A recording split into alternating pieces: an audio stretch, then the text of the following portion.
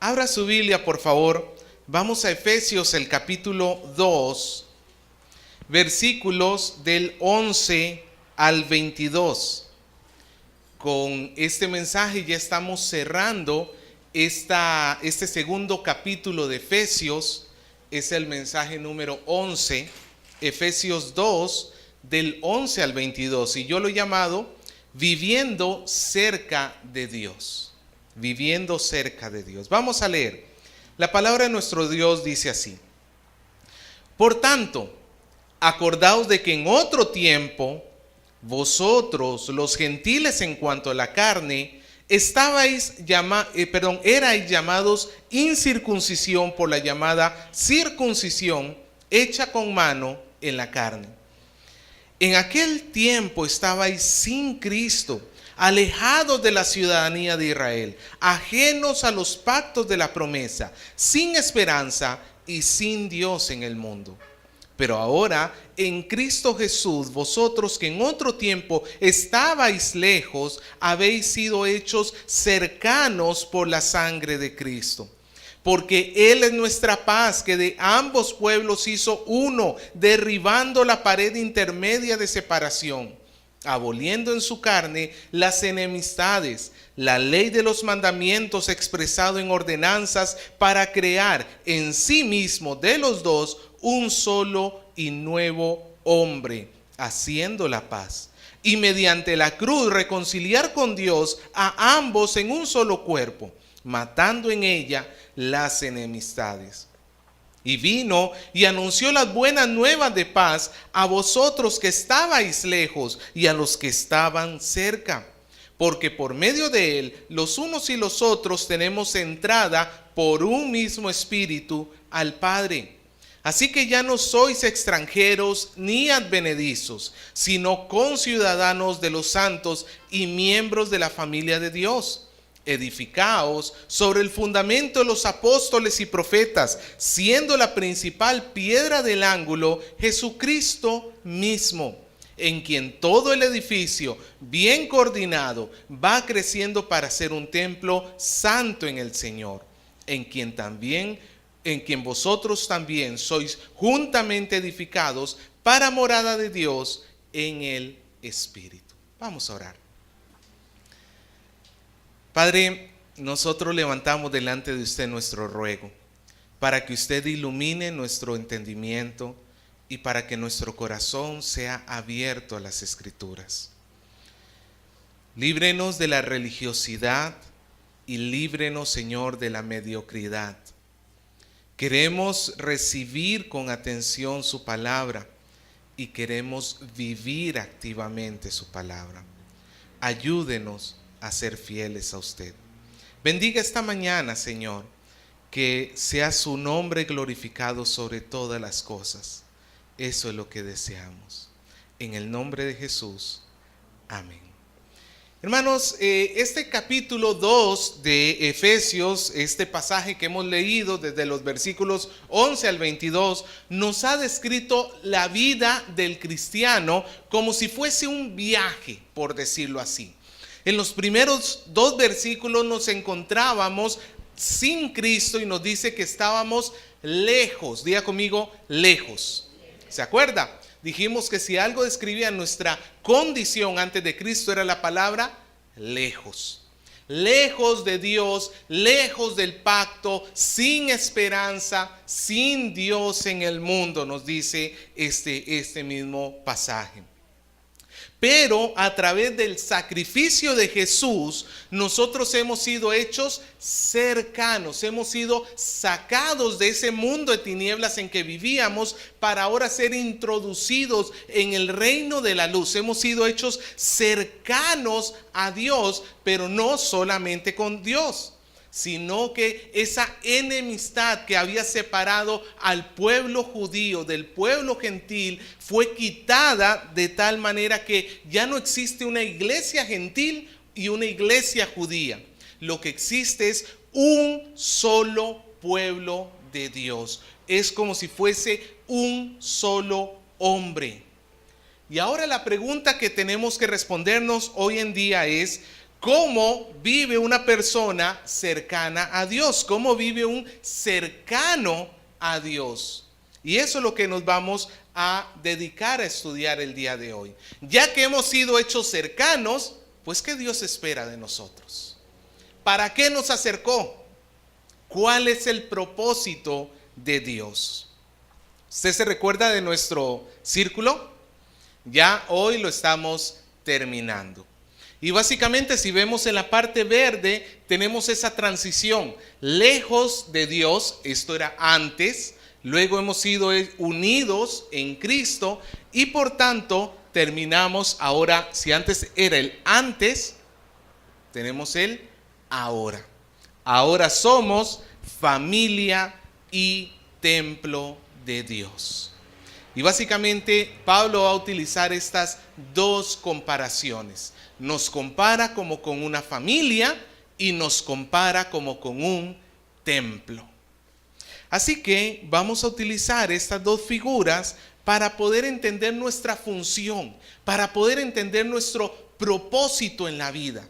Porque ciertamente, hermano, ningún cristiano puede llegar a tener éxito en su vida cristiana si no entiende estas dos realidades y si no las vive activamente. Somos familia de Dios y somos templo de Dios.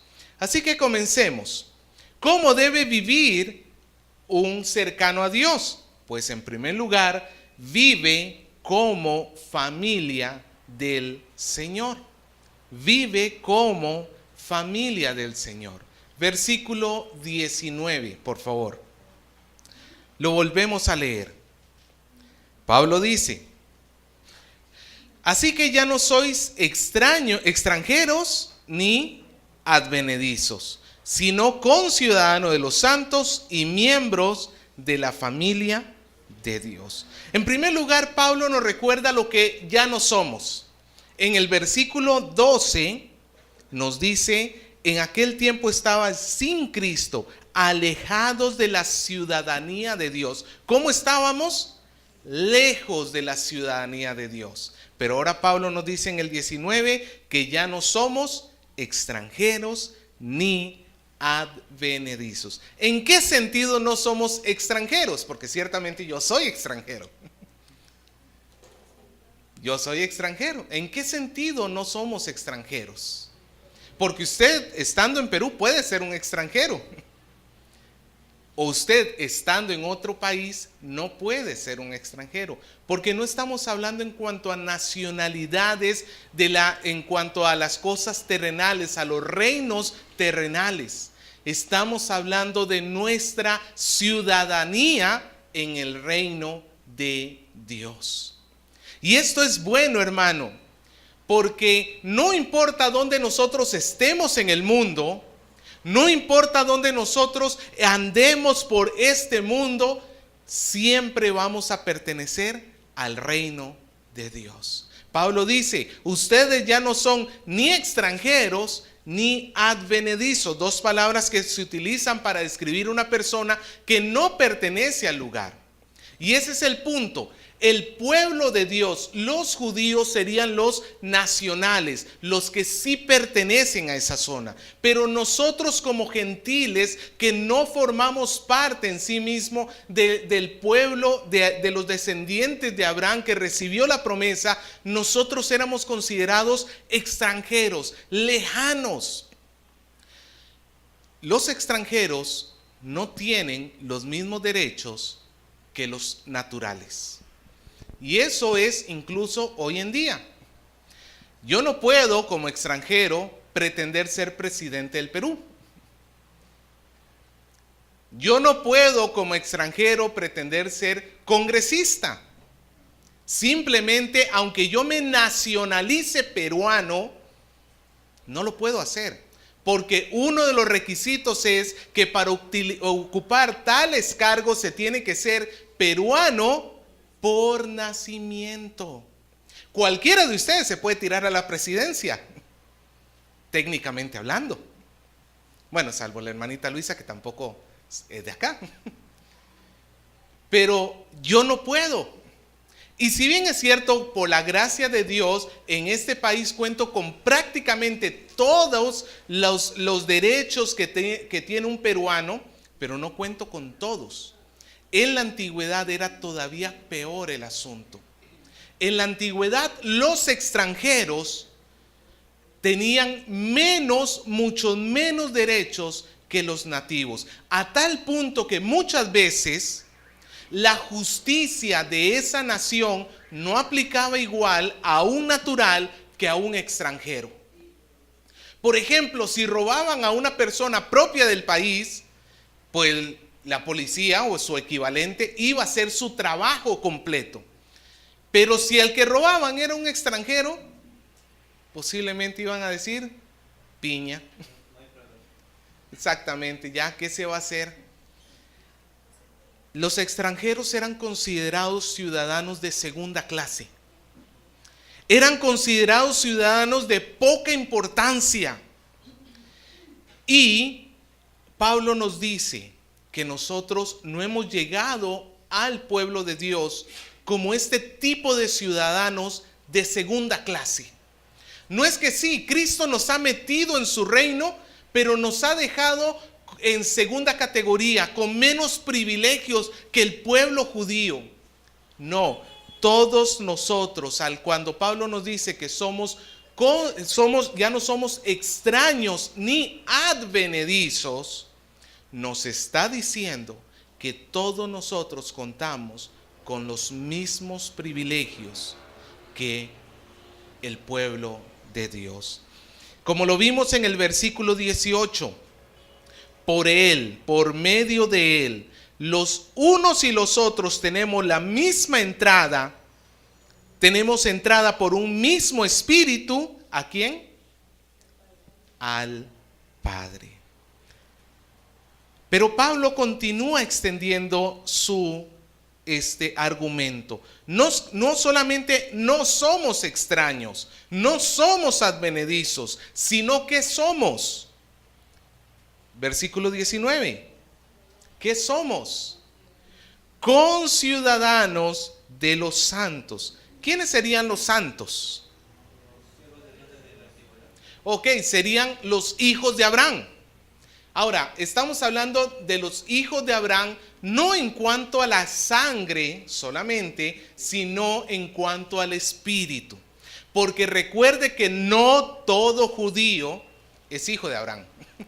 Puede ser hijo de Abraham en cuanto a su sangre. La sangre de Abraham corre por sus venas. Pero en cuanto a Dios, no es hijo de Dios. Nosotros somos conciudadanos de los santos. La palabra conciudadano significa, esa palabra con, significa juntos.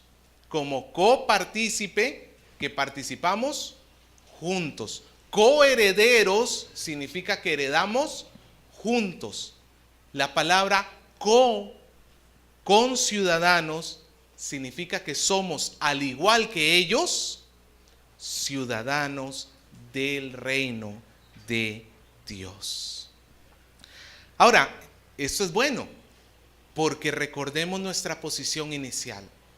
Sin Cristo, alejados de la ciudadanía de Israel, ajenos al pacto, sin esperanza, sin Dios en el mundo. Y ahora nos dice que somos conciudadanos. Pero Pablo va a extender todavía más su figura y nos va a decir incluso que somos miembros de la familia de Dios. Hermano, no somos vecinos simplemente los unos de los otros. Somos miembros de la familia de Dios. Yo no tengo que ver a los demás hermanos en Cristo simplemente como mis vecinos. Pregunto, ¿cuántos deberes tiene usted para con su vecino? Son limitados y muchas veces hechos por obligación. Pero ¿cuántos deberes tiene usted con su familia? Son mucho más amplios y no se tienden a hacer por obligación. Se tienden a hacer por amor. Nosotros tenemos que vernos los unos a los otros como miembros de esta familia. Bendito Dios que a sus enemigos los ha adoptado. Bendito Dios que a nosotros que le éramos lejanos, que le habíamos rechazado, Él nos ha hecho su familia, nos ha traído a Él, a su reino. Hermano, el término acá, familia, involucra una relación mucho más íntima, mucho más cercana que con ciudadano. Pregunto, ¿qué tiene más relación? ¿Qué es más íntimo? ¿Un padre con sus hijos o un presidente con los ciudadanos? Por lejos entendemos que padre e hijo involucra una relación sumamente íntima, sumamente cercana. Esa es la relación que Dios tiene para nosotros. Ahora, si Dios dice que somos su familia, en Costa Rica hay un dicho popular que dice: hijo de tigre sale pintado. No sé si lo he escuchado. La otra versión sería: de tal palo. Ese es más popular, creo. Significan lo mismo. Básicamente lo que significan es: todo hijo se termina pareciendo a su papá. ¿Sabe? Una vez Jesús estaba hablando con unos hijos de Abraham, con unos judíos. Y ellos estaban orgullosos reclamándole a Jesús diciendo: nosotros somos hijos de Abraham. ¿Sabe lo que les dijo Jesús? Eso está en el Evangelio de Juan. Les dijo: ustedes no son hijos de Abraham. Porque si fueran hijos de Abraham, las obras de Abraham harían. Todo hijo se parece al padre. Él creyó. En cambio, ustedes quieren matarme y están mintiendo. Abraham no hacía tales cosas, pero sí hay uno que es mentiroso y asesino desde el inicio: Satanás. Y si ustedes están tratando de matarme y están mintiendo, entonces ustedes no pueden decir que son hijos de Dios, hijos de Abraham. Ustedes son entonces hijos del diablo. Y nuevamente es el mismo principio. Todo padre se parece, todo hijo se parece al padre. Ahora yo entonces le planteo una pregunta. Si Dios dice que yo soy su familia, o Dios dice que la iglesia es su familia, ¿cómo tiene que vivir la iglesia de Dios? ¿No debería vivir a la luz de la palabra de Dios, en obediencia a Dios? Hermano, yo te invito para que hoy reflexiones sobre tu propia vida. ¿Estoy yo verdaderamente viviendo en Dios? Me regocijo en Él, busco su presencia con placer, me alegro de obedecer a Dios. Sí, no soy perfecto, pero estoy luchando continuamente por conocerle, por servirle, por amar a mi prójimo. O todo esto del cristianismo me es una terrible carga. Porque si es así, no somos hijos de Dios. Si es así, es mejor que hoy cuestiones grande y abiertamente tu salvación. Es mejor que hoy cuestiones si de verdad estás en una relación con el Señor. Porque no vaya a ser que estemos viviendo engañados. Porque la familia de Dios vive como vive el Padre. Vive siguiendo los mandamientos de Dios.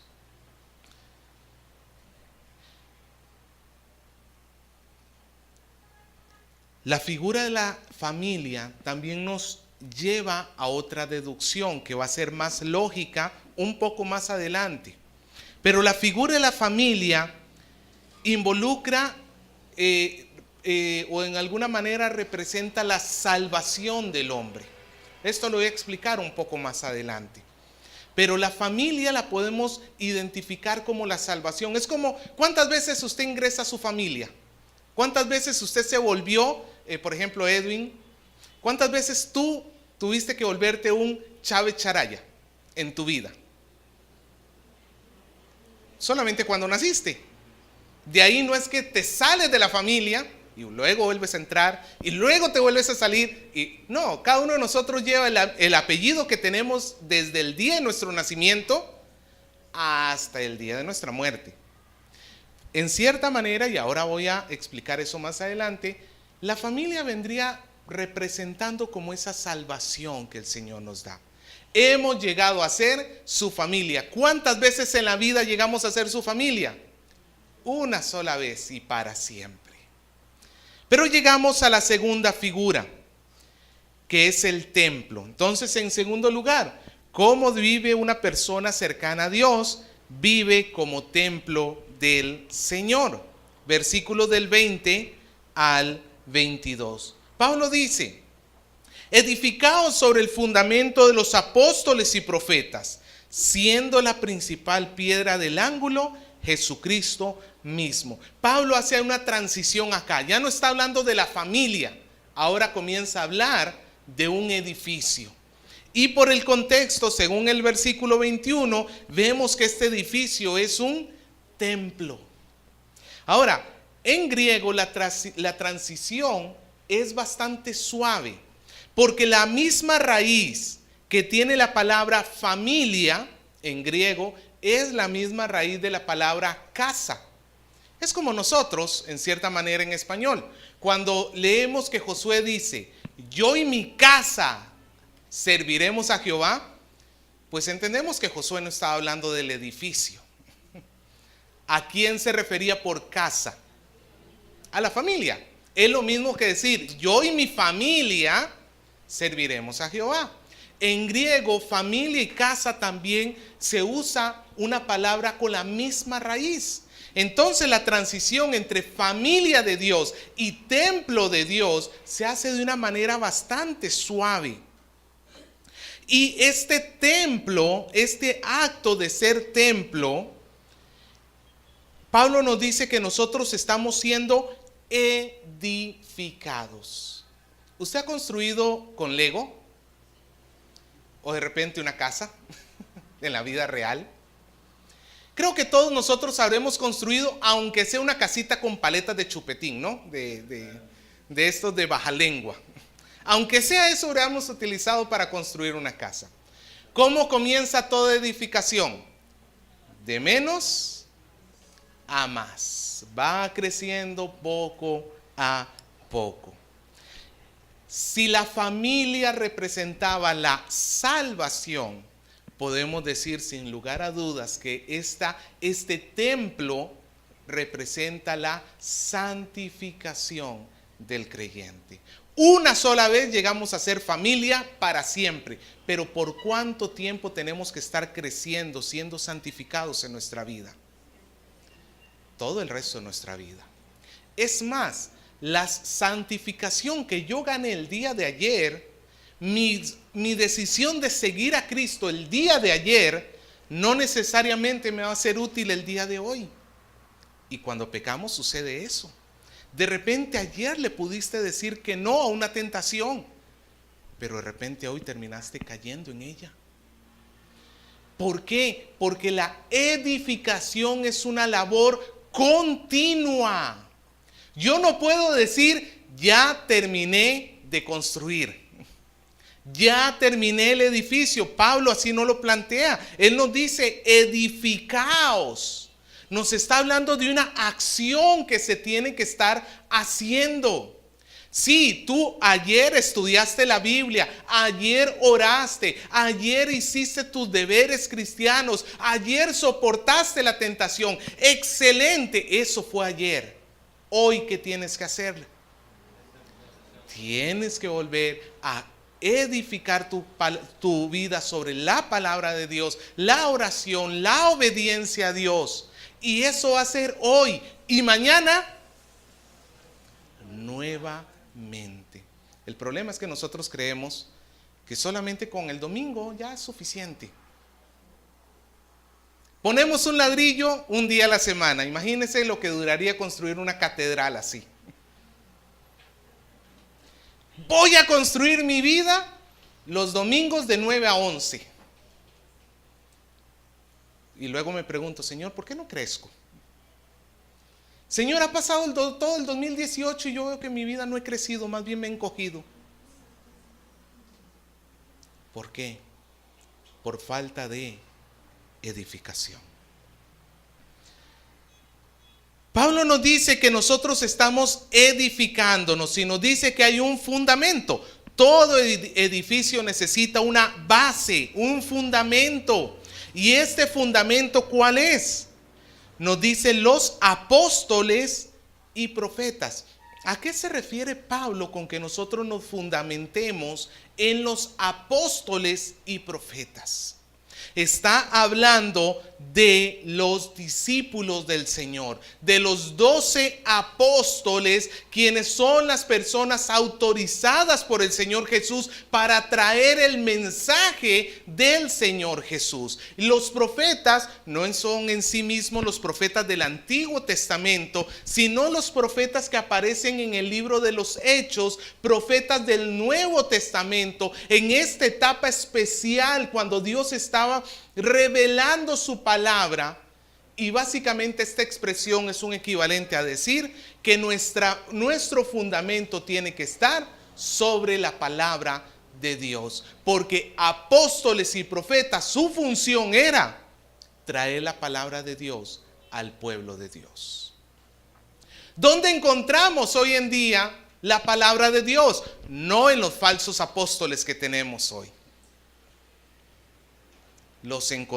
Encontramos la palabra de Dios en la Biblia. En la Biblia. Y cuando entonces me dice que yo tengo que poner mi fundamento, me está diciendo que el centro de mi vida, la base absoluta de mi vida tiene que ser la palabra. Hermano, todos nosotros hemos decidido poner algo por fundamento en nuestra vida. De repente tú vives para la satisfacción de tu yo, de repente tú vives para hacer tu voluntad, pues tú eres tu fundamento. Es como el hombre que decidió poner su fundamento sobre la arena. El problema es que cuando vengan los ríos, corran, golpeen las olas, sople el viento y llegue la lluvia, esa casa se va a terminar cayendo. Nosotros debemos fundamentarnos sobre la Biblia. Y eso nos recuerda, hermanos, nuestro deber de estudiarla. Siempre tenemos mil excusas para Dios. Señor, hoy me levanté tarde, hoy tengo mucho que hacer. Señor, mis hijos, Señor, esto, Señor, lo otro, Señor, mira que aquí, Señor, mira que allá. Y siempre vamos desplazando a Dios. Y luego nuestra casita se cae. Y luego llegamos peor aún a la conclusión, Dios no me quiere. ¿Por qué Dios permite tal cosa? Por la misma razón de que por amor tiene que botar tu casa para que te des cuenta que separados de Él nada podemos hacer. Si estás pasando una crisis, si estás pasando por un momento de debilidad, es muy bueno que nos planteemos dónde está la palabra de Dios en nuestra vida, porque puede ser que sea a raíz de estos descuidos con nuestra vida de devoción a Dios, que Dios esté permitiendo que pasemos por esas crisis. Y repito, y es un acto de misericordia. Peligroso sería que el Señor nos dejara continuar lejos de Él. La palabra es el fundamento, pero incluso sigue exponiendo Pablo y nos dice que hay una piedra principal, la piedra del ángulo. ¿Y quién es esa piedra del ángulo? Cristo mismo. En las edificaciones hay una piedra principal, se le llama la piedra angular, o no es la piedra filosofal por aquello, es la piedra angular. ¿Qué es?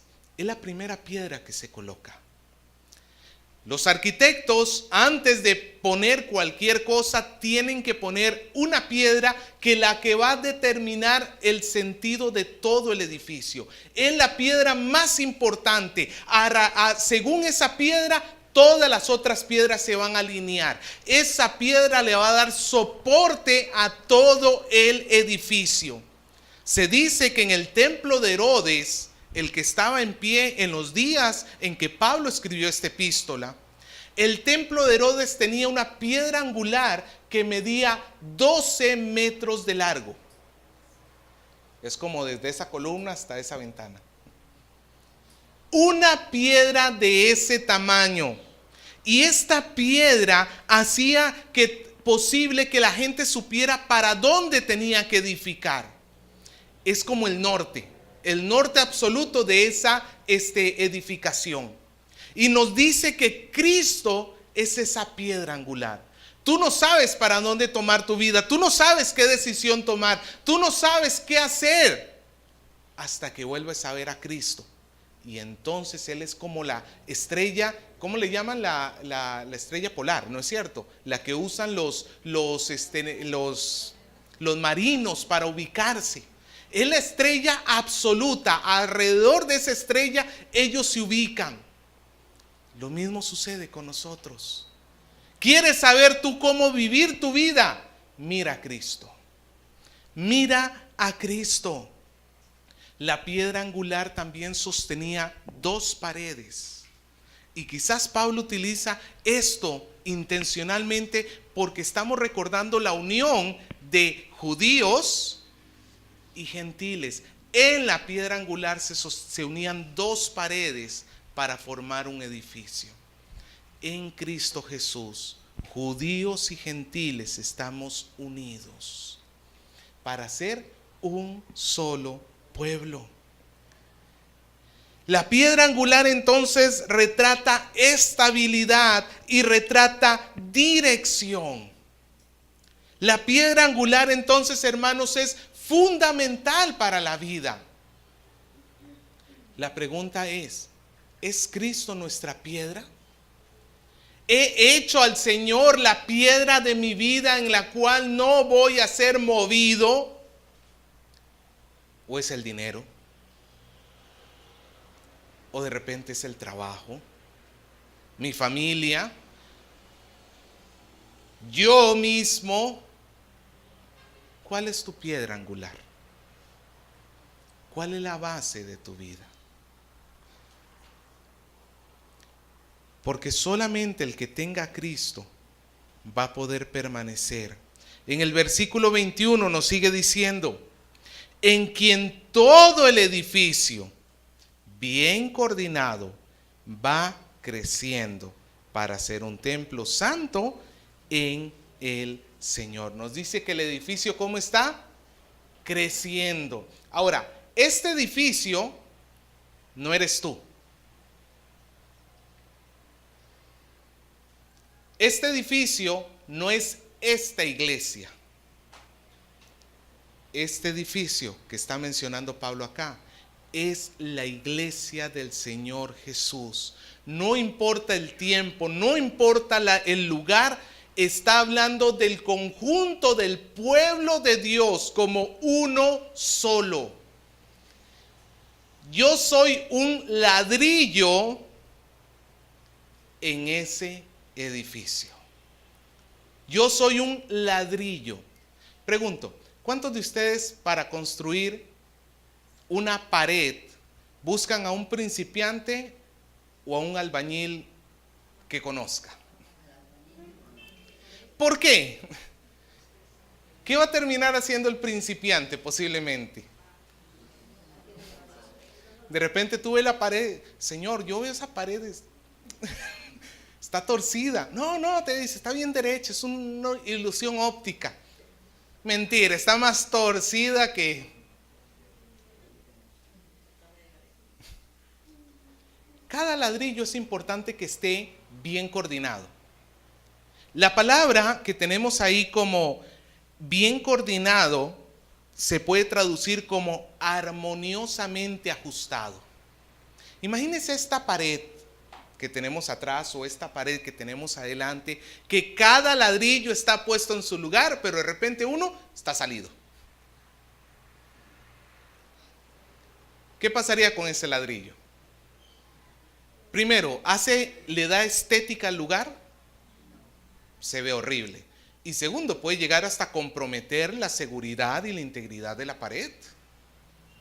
Puede ser. Vamos a esto, hermanos. Tú eres un ladrillo, yo soy un ladrillo. Y en este gran templo de Dios que es la iglesia misma, te hago la siguiente pregunta.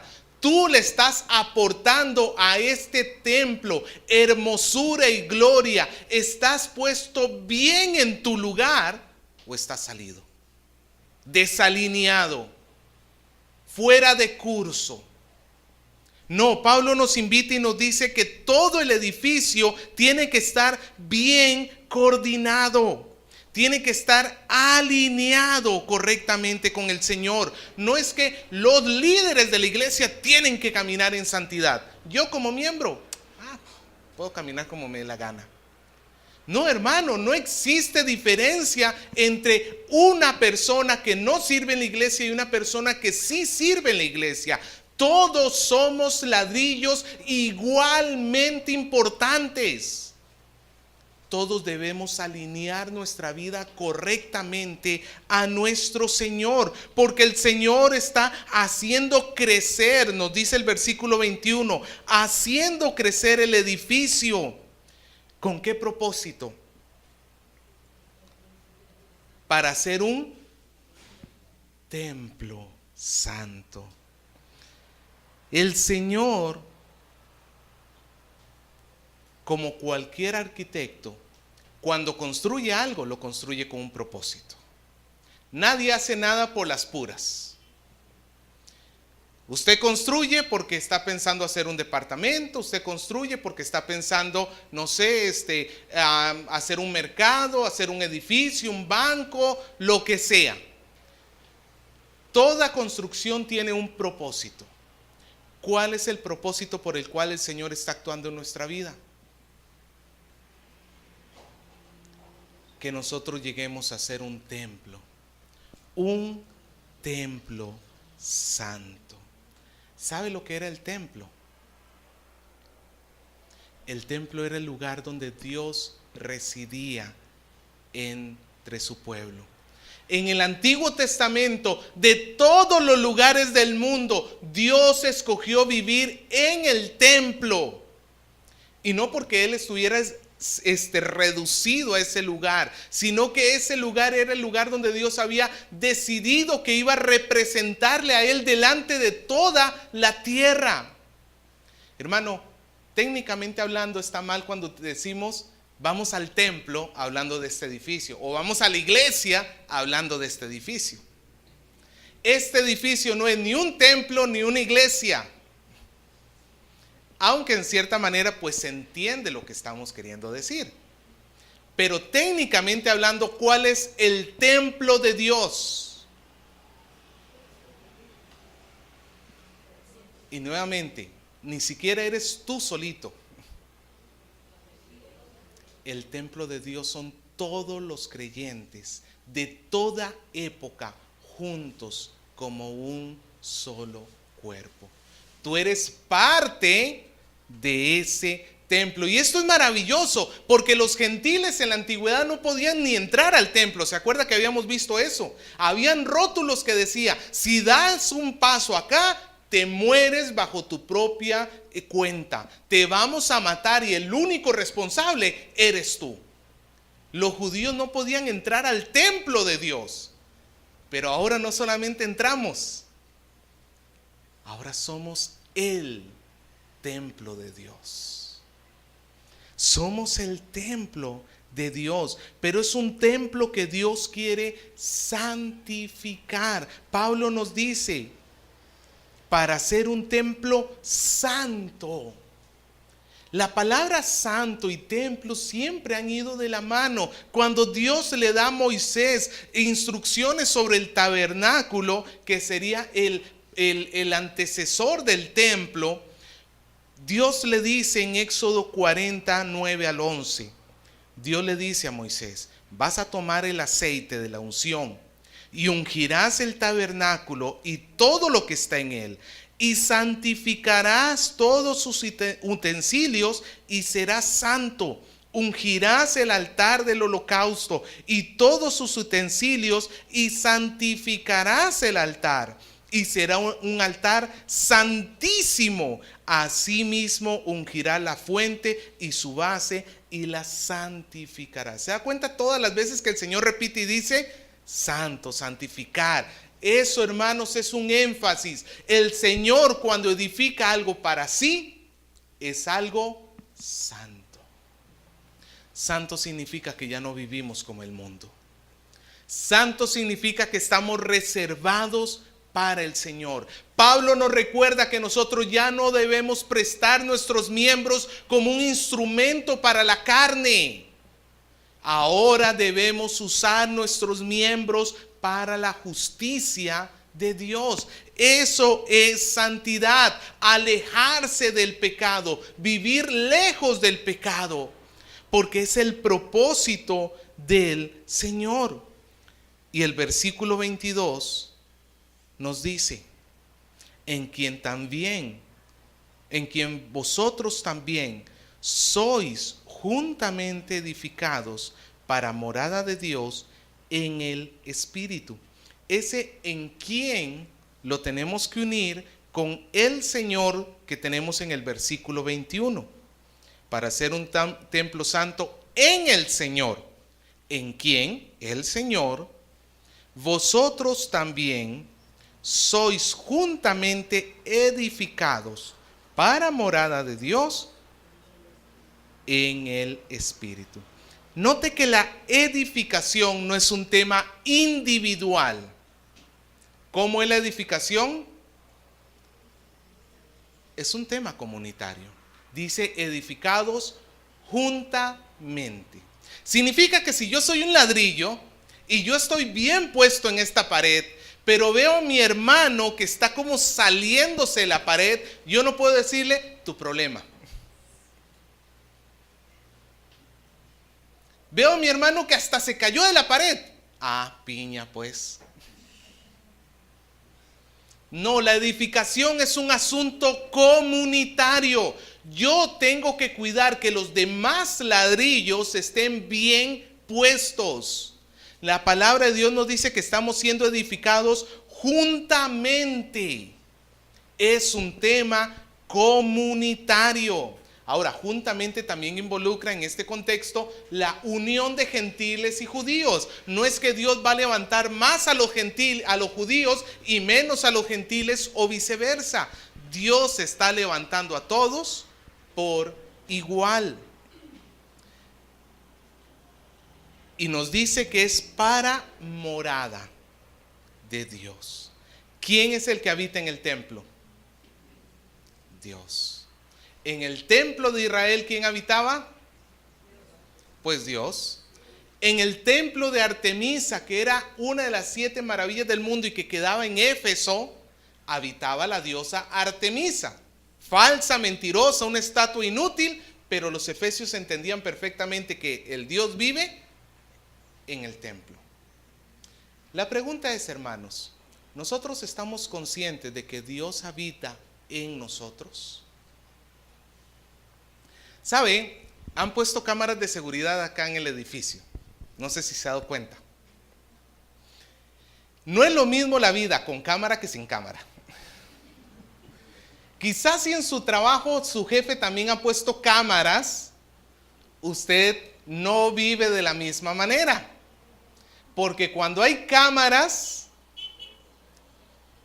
uno se cuida. Uno se cuida. ¿Sí o no? Uno está consciente que te están viendo. Y por eso es que muchas veces, por ejemplo, cuando hay trabajo de oficina, los jefes ponen cámaras, pero no para ver el rostro del trabajador, sino lo pone a la espalda para ver lo que está haciendo la computadora. Y ahí tú no te vas a poner a meterte a Facebook y a tus jueguitos y a jugar no sé cuántas cosas. a ver el partido de fútbol a través de internet. ¿Ahí qué tienes que hacer? Pero nosotros somos cristianos, no necesitamos cámara para trabajar eficientemente. ¿Por qué? Porque nosotros estamos conscientes de que aunque no tengamos una cámara sobre nosotros, tenemos un Dios que mora en nosotros. No le temas al hombre, pero témele a Dios. Dios te está viendo todo el tiempo y no solamente ve tus acciones. La cámara, ¿qué puede ver? Tus acciones nada más.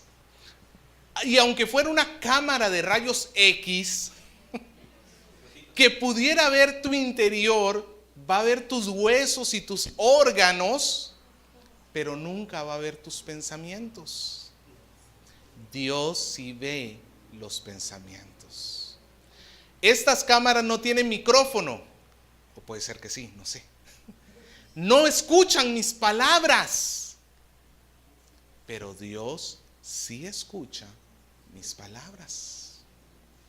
Por eso es que yo tengo que estar consciente que si Dios vive en mí, yo tengo que esforzarme para vivir una vida santa delante de Él.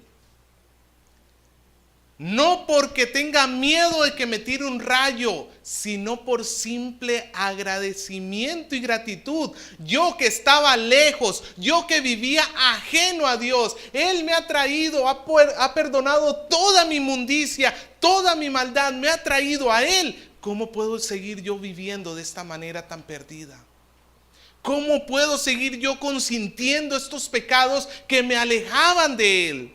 Hermano, ¿tú valoras estar con el Señor? Si lo valoras, aléjate del pecado. Aléjate del pecado. No quiero terminar sin mostrar el carácter trinitario del versículo 22.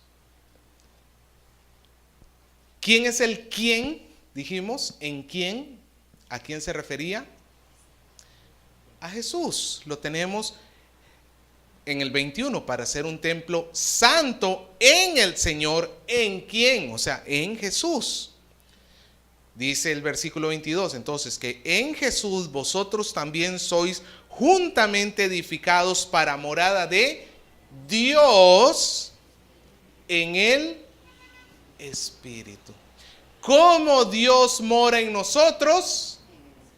En el Espíritu. Y para que Dios more en nosotros fue necesario y es necesaria la edificación que tenemos en Cristo Jesús. Es el Padre, es el Hijo y es el Espíritu Santo edificando a su iglesia. Hermano, no tenemos un arquitecto, tenemos 3.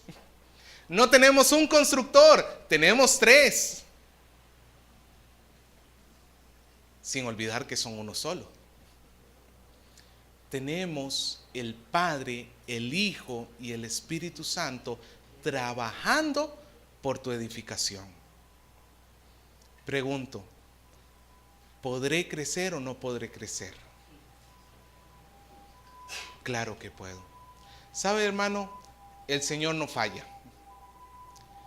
¿Qué es lo único que necesita Dios de mi parte para que yo crezca? Hermano, diligencia. Diligencia. Necesita que yo me haga responsable. Necesita que yo le ponga a Él en primer lugar. Primero es el reino de Dios y su justicia. Todas las demás cosas vienen por añadidura. Necesita, hermano, que yo cambie y me dé cuenta que separado de Él nada puedo hacer. Entiende, hermano, de una buena vez, tú has sido creado y recreado para ser familia y templo de Dios. Si tú no le das prioridad a eso, aunque tú ganes el mundo entero, estarás perdiendo lo más importante que tenías. No descuides tu vida con el Señor. Es el propósito. Y no temas en este camino, porque ciertamente yo sé que tú puedes llegar a decir, es que me cuesta mucho. Es que no puedo. Recuerda esto, no es uno el que está trabajando, son los tres. Y no se trata de lo que tú puedes hacer, se trata de lo que Dios está haciendo. Así que, hermano, vive como un cercano a Dios. Vive como familia de Dios. Vive como templo santo de Dios. Y que el Señor nos ayude y en su gracia nosotros podamos evidenciar esa vida de familia. Que nosotros seamos ese templo, ese ladrillo bien puesto en este hermoso templo del Señor.